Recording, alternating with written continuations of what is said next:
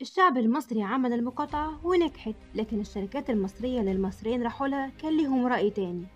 بعد مقاطعة أي منتج إسرائيلي وشرائنا للمنتجات المحلية، جت الفرصة للشركات المصرية إنهم يحسنوا من جودة منتجاتهم ويحسنوا الاستهلاك. لكن للأسف ده ما حصلش، والشركات المصرية ضربت السعر في اتنين. واستمرت دعوات المقاطعة للشركات العالمية اللي بتساند إسرائيل، وعملنا حملة اسمها حملة المقاطعة وسحب الاستثمارات وفرض العقوبات.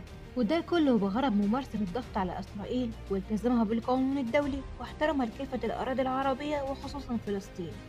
ورغم تشجيعنا لمقاطعة أي شركة تعتبر داعمة لإسرائيل في الحرب، شفنا كتير منها على مواقع السوشيال ميديا، شفنا كتير من اللائحات اللي بتضم منتجات غذائية، مستحضرات التجميل والأغذية والملابس، وحتى كمان المطاعم والمقاهي، بالإضافة لدعوات مقاطعة جميع المنتجات الأمريكية بسبب دعم الولايات المتحدة السياسي والعسكري لإسرائيل. والحمد لله